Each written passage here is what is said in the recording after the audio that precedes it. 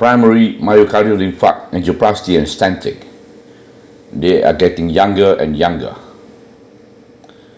Zain S.A., 33, a KLIA limo driver, not his real name of course, smokes 2 packs a day, recently diagnosed insulin-dependent diabetic on novorapid subcutaneous insulin 3 times a day and a long-acting insulin, Novamix 12 units at bedtime. Diabetic control seemed quite optimal. At 11:30 p.m. just now, had sudden onset gripping chest pain while watching TV at home. Wife, who is a nurse, brought him to our ER at 1 a.m. just now. Dr. Nick, we have a young diabetic with an acute inferior infarct for you. My medical officer in ER woke me up with a start at 1:30 in the morning. I used to curse quietly under my breath before in my younger days at this kind of rude interruption to my dream. But now, at 67, I have somewhat mellowed a wee bit. I now consider this kind of calls in the wee hours of the morning as a very polite, welcome wake-up call to do tahajjud. Patients are getting younger and younger. It used to be I'm younger than most of my patients, some 30 years ago. Now they are about my eldest son's age. Time certainly waits for no man. At 2:15 a.m., the emergency team were already waiting for action in the theatre and Zain S.A. already on the table. In Manhattan fish market lingo, it cannot get any fresher than this. Angiogram showed he had a totally occluded right dominant coronary artery. An inferior infarct from the right coronary artery occlusion is usually smaller than the left coronary infarct, but the dominant right coronary artery is a different kettle of fish. Patients with this type of occlusion behave badly if not opened fast enough. It is mainly geographical.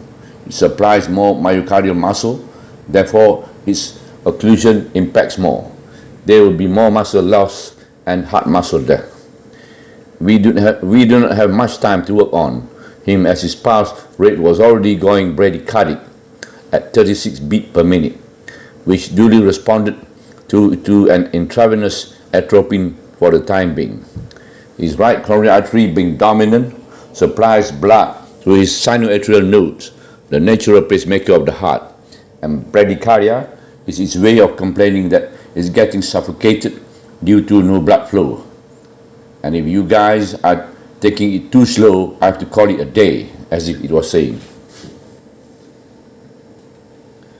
A systole and cardiac arrest may follow extreme bradycardia, and if that happened, you would have a wayang kulit on the table and the possibility of instant death much higher, even though it remains that the cardiac theatre table must be about the safest place for any cardiac arrest in the whole hospital. Don't get too excited, Zain. You just concentrate on your Qul Huwallah and La ilaha illallah, and inshallah you'll be okay soon. And I say mine as well. Divine blessing and help is a bonus in this kind of dicey, life-threatening situation.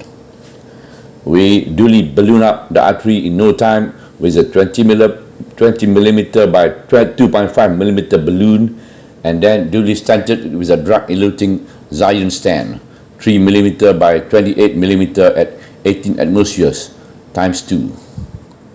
By 3:30 a.m., patient was already dosing in CCU, helped by the initial dose of morphine given at ER and in the cardiovascular lab for pain and stress management.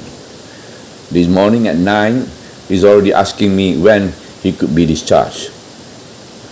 Subhanallah, walhamdulillah, wa la ilaha illallah, wallahu akbar, wa la hawla wa la quwwata illa billahil aliyyil azim, wa la hawla wa la quwwata illa billahil aliyyil azim.